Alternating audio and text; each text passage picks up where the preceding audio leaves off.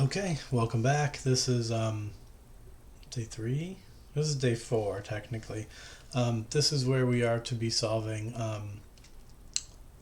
polynomial inequalities. Day 5 is when we'll do rational inequalities.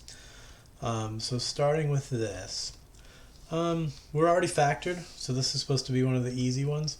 You're being asked to do 3 things. You're being asked to figure out when the function is 0. And you know what? Let's just do that immediately because, man, that's easy.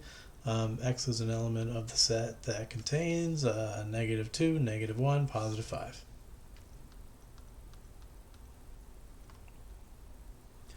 Those are the zeros of the function. It's already factored. You can see that those are your 3 zeros.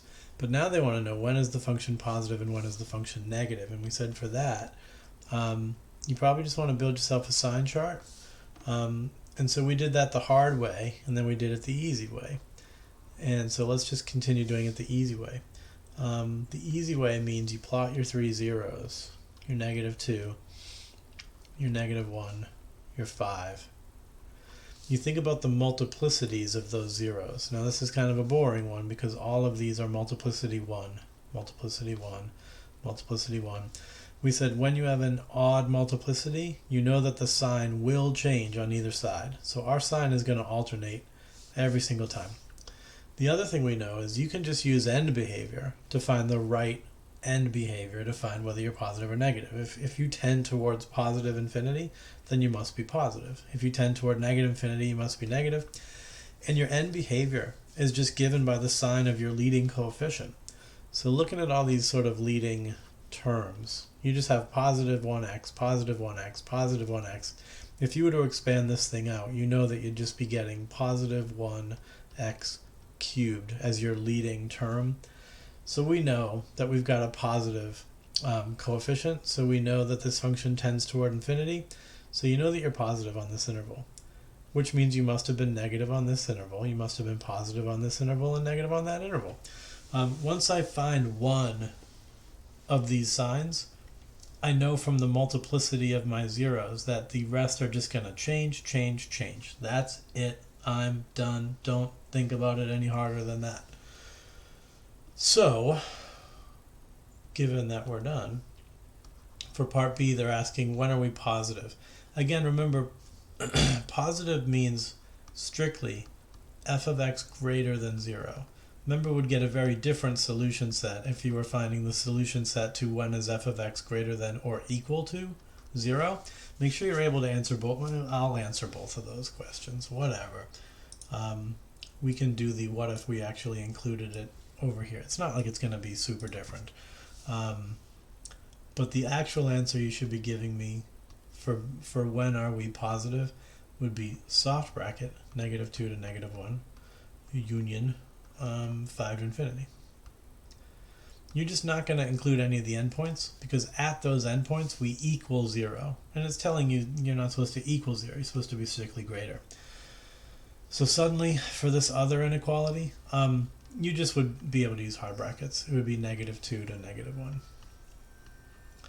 Union 5 to infinity. So those seem like basically the exact same answers because they are. For more complicated functions, if we had some even multiplicities mixed in or if we had some other interesting stuff going on, then that difference between being positive versus this, which technically is called being non-negative, being non-negative might have a considerably different looking answer from the one for just being positive. Anyway, hopefully that made sense. For part C, we're just trying to be negative. That means essentially we're just giving the solution set for when is f of x strictly less than 0. And of course the answer would be these two intervals. So -infinity up to -2, soft bracket, and -1 to 5. Very easy this, in my opinion. And oops-a-daisy, this is hidden behind my dumb face. Okay. Moving on. I don't have anything more to say about that. So we can do 3. 3 is going to be, slightly different because we've got that multiplicity now, at least an even multiplicity. So there'll be at least one point on our number line where things don't change. But for part A again, when are we 0? You'd say our zeros belong to the set -7, -4, +6. Now to determine when we're positive and negative, we'll build ourselves a number line. I'm going to go ahead and use my horizontal tool so that my line isn't so ugly. Let's keep these all the same color. So -7 will be way left, -4 will be here, 6 would be way the hell out here. I can't handle that 4. I hate how this program does that. Alright, it's fine. It don't matter. Looking at this function again, I see only positives. Positives, positives, positives. So I'm going to have that positive leading coefficient. So my right-hand behavior is going to be positive. But 6 is the one with the even multiplicity. So that means on the other side of 6, we'll still be positive. Now 4 had an odd multiplicity, so we'll change and be negative here. 7 had an odd multiplicity, so we will change again and be positive again here. And that should be our behavior. We did say that using this we could literally sketch this function, and that's not a bad idea. We would know that on this interval, I guess we're coming down from positive infinity. We are 0, and then we do change signs, so we're negative for a while now. Come back up, we're 0. Now we should be positive for a while. But we are supposed to be 0 at 6. So we must actually hit here and be 0, but since we don't change signs, we must just turn and go back up. So there's like a super rough looking, depiction of our graph. Now we could graph the thing for real, if you're wondering. So I'm gonna do the thing, that thing, go there, do the thing, shebang. Alright, so you guys are seeing Desmos now, I do believe. So what the heck did we have? We had 1, 2, 3, rats. 1, 2, 3, 4 terms. This one was squared. Maybe we only had 3. Yeah, just 3. 7, 4, 6.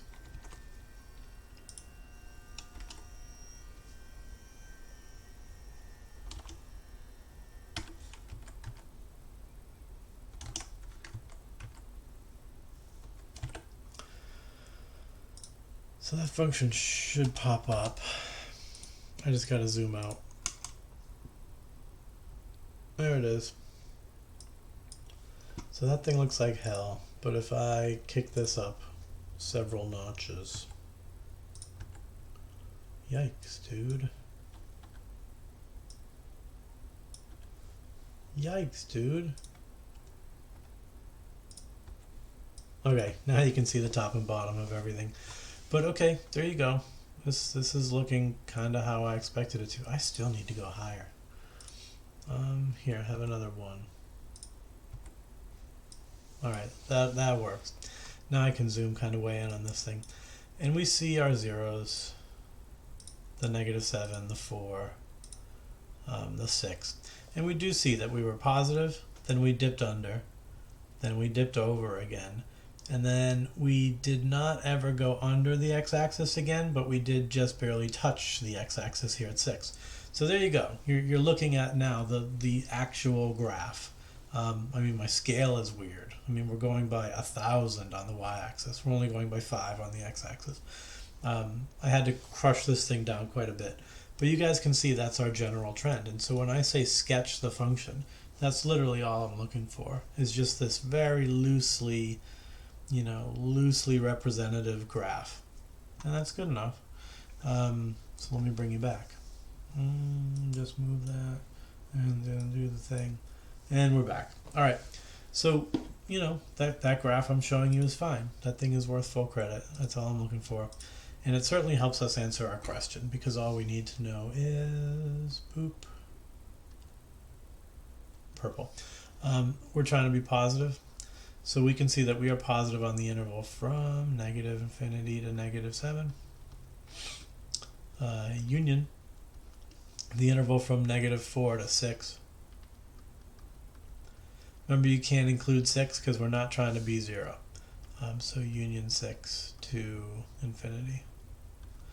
So this is a good one where if we were if instead of doing positive, you were trying to give me the solution set to the inequality, f of x is greater than or equal to 0, then suddenly we would have negative infinity to negative 7, including that, and then union negative 4, and now 6 would be included, right? So I wouldn't even need two separate intervals. I would just go from negative 4 straight to infinity.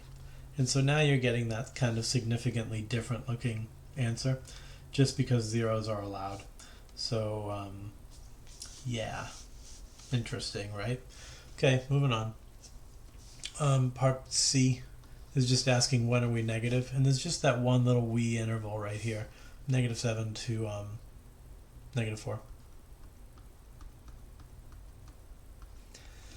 But I think that has, that begs another useful question. What if instead of just saying when are you negative, they had said when are you not positive, essentially meaning when is f of x less than or equal to 0. So suddenly the zeros are included now. So not only would this solution set go to hard brackets, negative 7, negative 4, but you would also include the 6 now as that little singleton value. Because I'm negative between negative 7 and 4, but I'm 0 right at negative 7 and 4, so those should be included. And I'm also 0 at 6, don't forget. So you'll have to tack on one extra value of x. And since you're adding on that little finite set, you use the braces. Those questions are absolutely worth considering because I will not always just be saying positive or negative to you. I'll be saying greater than or maybe greater than or equal to, and those differences are going to matter quite a bit. So make sure you understand that. Let's do 5. Or 4, whatever. Okay, cool, sure, let's do this. So for part A, what are the zeros? Well, certainly from this first factor, I'm getting a 0 at negative 3/5. This second factor, if I set it equal to 0, I'd subtract 6, then I'd go to take the square root. So we see that this guy is generating non-real zeros. So you kind of just ignore it. Then this guy gives us a real 0 at 1. So in terms of who are the real zeros, you're only going to give me the real zeros, and it's just those two. Now part B wants to know when we're positive, so we better build ourselves a number line. But again, you'll only put the real zeros on your number line. The plus and minus I root 6, you can't plot imaginary numbers on a real number line, so just don't worry about it. You'll go to negative 3/5. You'll go to positive 1. Looking at this again, I only see positive values, so I know my end behavior will be up, up, up, so I know I'm positive on this interval. In terms of multiplicities, it's all multiplicity 1 again, so I will change sign, and I will change sign, and that's it. You just answer based on that. So when are we positive? On the ends. We'll be positive on the intervals from negative infinity up to negative 3/5. Again, not included. We'll also be positive on the interval from 1 to infinity, and we'll just be negative in the middle. So really nothing particularly exciting about this problem. Those will be our intervals. Let's move on. So 6, all right, we got some multiplicities kicking now. There's slightly more interesting stuff. So for part A, I certainly see a 0 at negative 2, and that has an odd multiplicity, multiplicity 3. I see a 0 at positive 9. That has an even multiplicity, multiplicity 4. Again, I see another quadratic, but if I'm subtracting 1 dividing by 4, then I'm taking the square root of a negative again, so these zeros are non-real. So again, I can basically ignore them. So I build myself a number line. On that number line, I'll include negative 2 as a 0, positive 9 as a 0. I will look and I will see that again, it's all positive. So my right end behavior will be tending towards infinity, so I must be positive. That 9 had the even multiplicity, so I will not change signs as I go to the other side of 9. But the -2 had an odd multiplicity, so I will change signs. And we're back to this. There's my data. And given that data, I can say beyond the shadow of a doubt that I am positive on the two intervals, -2 to 9, and also 9 to infinity. I can say that I am negative on the interval from -infinity to -2. That's it. I mean, this is really easy. The big deal is going to be tomorrow's lesson when we get to those rational inequalities, where I throw an x minus 1 at you and an x plus 4 at you, and that's squared. And then we chuck a radical in the denominator too, just to be annoying. And who knows what else. Absolute value, if I feel like it. For this, you're not going to be able to build these sine charts quite so easily. You're going to have to do that thing we did the first time where we had row, row, row, row, row, column, column, column, column. And we really kind of took it slow. We knew that we were positive, negative, and we evaluated. I'll explain that when I get there. Anyway, we're into a different bank of questions now, so to speak. There's going to be 4 of these examples. We'll do 7 first. It says, complete the factoring and solve the polynomial inequality using a sine chart. Okay, sure. So notice these are kind of mixed. You're not necessarily factored all the way, so that adds a wrinkle that you have to do. The signs are not all strictly greater than or strictly less than. You do have some greater than or equal to, so that will give us some more interesting solution sets. So these should be slightly more fascinating. Okay, let's go. Number 7, I would say, is not different at all because it's already factored for us. So we'll just go ahead and build ourselves a number line. -1 is a 0. +3 is a 0.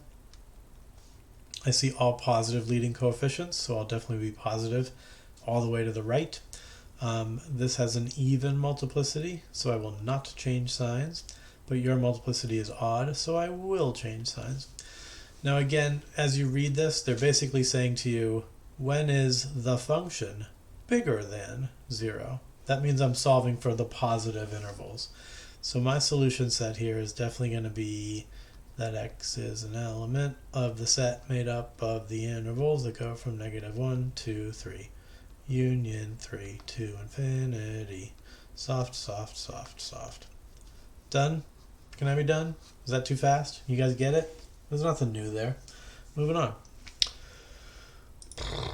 So for 9, alright, this time you got a quadratic. Did they not factor it because they can't factor it? Or did they not factor it because they're just kicking the can down the road and they want you to do it?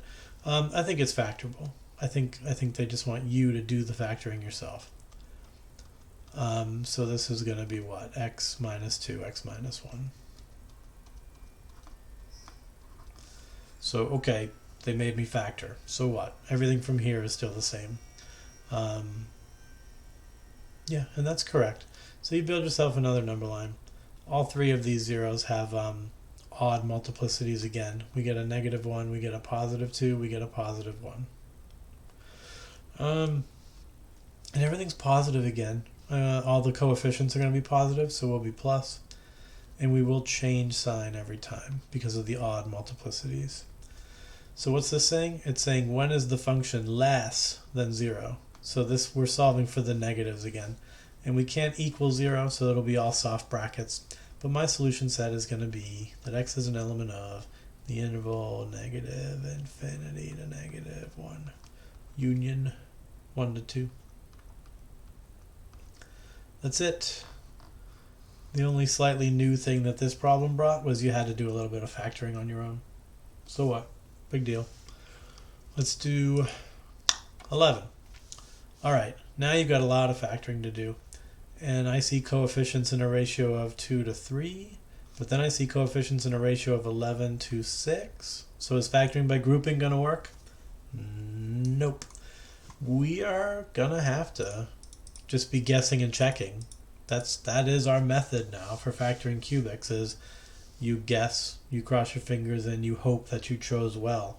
So given a 2, a -3, a -11, and a 6, those don't add up to 0, so 1 isn't going to work.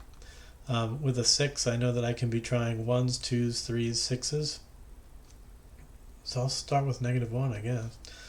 2, -2, -5, positive. Hey, look at me. Look at me go. Damn it, wait. Oh, that fails. Oh, it was so close. Or am I screwing up? I really wanted that. 2, -2, -5, 5. Okay, frack. Alright, does that mean... No, +1 doesn't work either. Alright, whatever, fine. Not going to get me down. Maybe 2 will work. 2, 4, 1, 2, -9. Fail. Okay, don't care. Going to try -2. It's going to be great. 2, -4, -7, +14, 3, -6. Okay, we did it. We got there. So now I'm getting a quadratic 6. That quadratic is factorable. 6, 1. So something like a half is going to work. So do you just want to continue doing division, or do you want to factor the quadratic? I don't know. If you guys are getting really good at synthetic division, then you might just continue on down. I can tell from the fact that this thing would factor to a 2x and an x. Maybe I'm just good at factoring. I don't know. But what is this? 6. So we're going to want 6 and 1 to get a 7. So 3 here, 1 here. So yeah, 1 half's going to work. 3 also would work. So basically anything you tried next would help you factor. We want to be negative, so both of these would be negative. So +3 would work. If you'd rather just continue the long division, then do it. Synthetic division. So drop a 2. Multiply 6, -1, -3, 0. Okay, so maybe that's easier than factoring, because now you can see that this thing in its factored form is an x plus 2, from -2 being a root. It also has a factor of x minus 3, from +3 being a root. And we know the other factor is 2x minus 1. From the leftovers. We also know we still want that to be greater than or equal to 0. So now that we've got all our zeros, we can build the number line, the Sine chart. -2 is our leftmost. 3 is our rightmost. And 1/2 would be here-ish. Again, positive leading coefficient means the right will be positive. And everybody has an odd multiplicity, so we will change sign, change sign, change sign. Easy peasy. Now I want to be positive because it says, this stuff is the function. And it says the function should be greater than 0. So positive or 0. So that means my solution set will include these endpoints, the -2, the 1/2. So we'll be going hard bracket. And 3 to infinity will be another hard bracket at 3. But infinity is always a soft bracket. But that's 11. 12. We're factoring again. Alright, sure. 1, -4, 1, 6. We're testing the same values. We're going to test 1, 2, 3, 6. That's about it.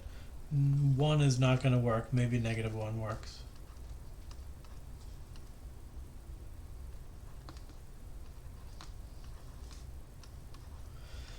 It worked.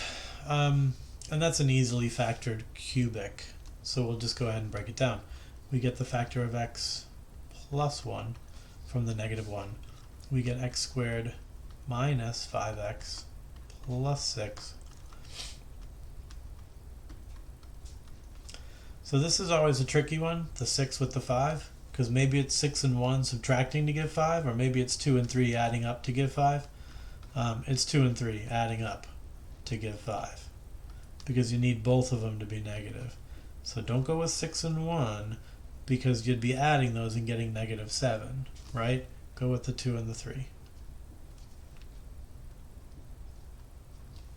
But there you go, you're fully factored again, and we're wondering when is that less than or equal to 0. So build yourself a sine chart. Plot your zeros down on it. -1 will be my leftmost thing, then a 2, and then a 3. This doesn't have to be drawn to scale. I do tend to try to draw it a little bit to scale, but there's no reason to. Positive leading coefficient, so we're positive, negative, positive, negative. Again, kind of boring because we all have, they're all the odd multiplicities. It's all 1, 1, 1 multiplicities. So we know we're positive, negative, positive, negative. We know that our solution set is the negative regions. So it'll be x is an element of negative infinity to -1, hard bracket, and 2 to 3. With hard brackets. There you go. And then we have the last little group. How is this different? It says solve the polynomial inequality graphically. I don't know what that means. Does that mean like use Desmos? I don't think so. Pretty obviously I still want you just to do these by hand.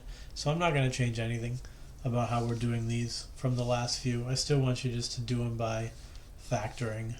Solve them graphically. What do you mean? I don't know. Not doing it.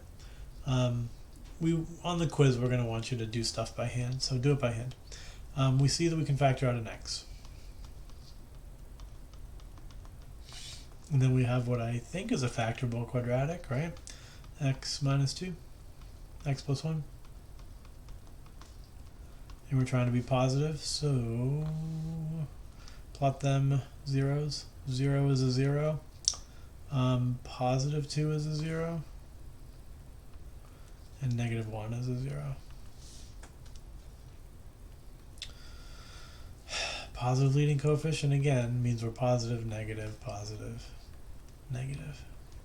Okay, and we're trying to be positive, so our solution set is going to be those two intervals that we've labeled as positive. So, oops a daisy, -1 to 0. And we can equal 0, so hard brackets, union, 2 to infinity. That's it for 13. All right, finally we have a negative leading coefficient, so there's a bit of a change.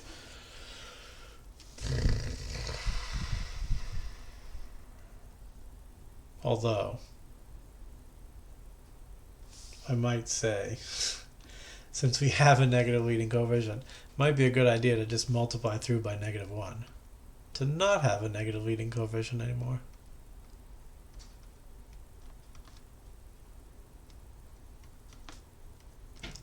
And then you just have to remember to flip the sign. So if I want to multiply through by -1 and flip my sign, I can. It's going to make the numbers a little easier as we do our synthetic division, right? I'll have a +1, a +3, a +9, a -4. That to me just seems preferable to all those negatives flying around. But we're going to run all the same tests. With a 4 here, I can try 1 and 2 and 4, and that's it. I can see that 1 will not work, but maybe -1 will. So 1, -1, 2, -2, 7, failure. So try 2.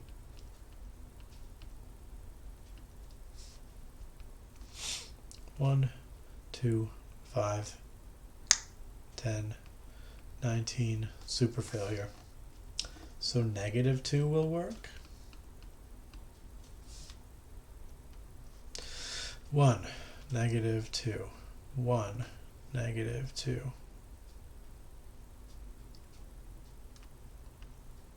Okay, bro. So I guess only one thing is going to work, and then we'll have some irrational zeros or something.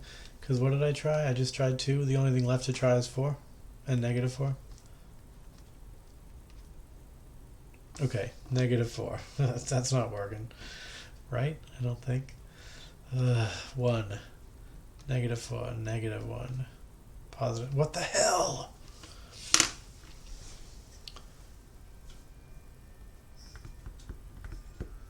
Okay, I'm annoyed.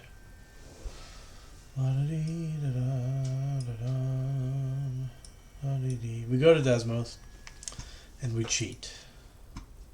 In the face of adversity, simply cheat. Alright, what's this function? I'm not going to memorize this. So we can do all the positives. So 1, 3, 9, negative 4. 1, 3, 9, negative 4. 1, 3, 9, negative 4.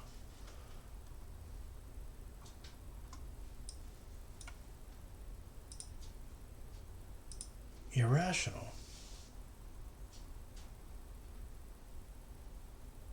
Are we cubic? Okay.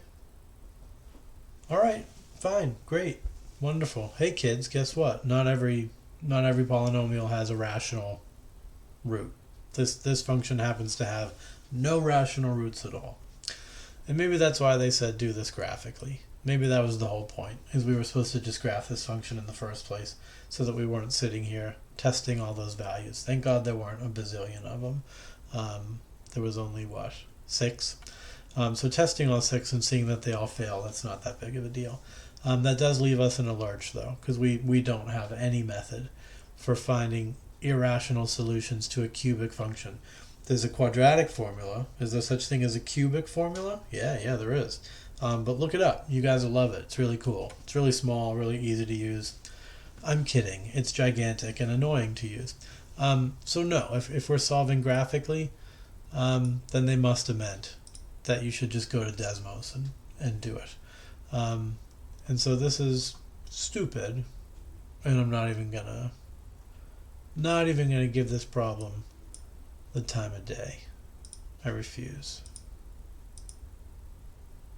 Moving on.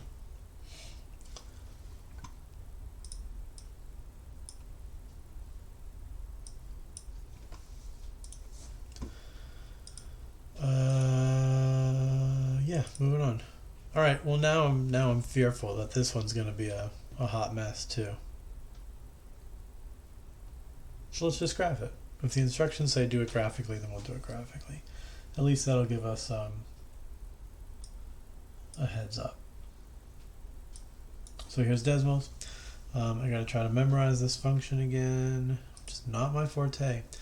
2, negative 3, negative 6, 5, 6. 2, negative 3, 6, 5, 6. 2, negative 3, 6, 5, 6.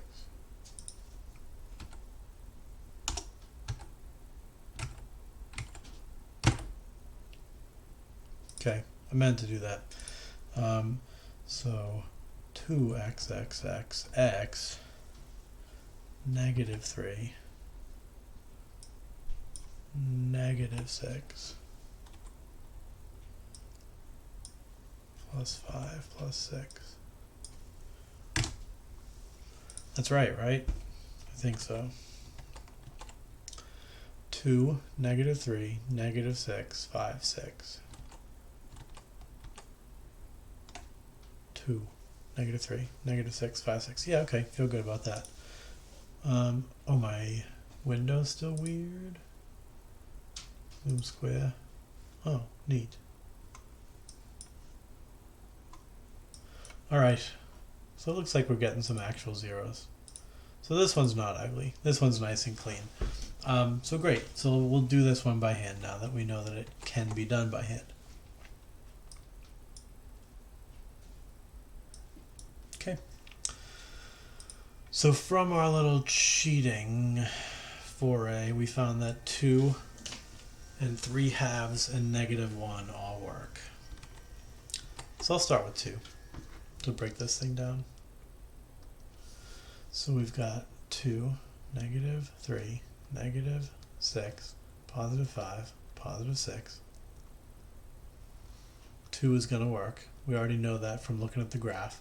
So drop a 2, 4, 1, 2, negative 4, negative 8, negative 3, negative 6, 0. Fine. We also know that negative 1 is going to work, so we'll just continue to cheat and just keep going. 2, negative 2, negative 1, 1, negative 3, positive 3, 0. Great. I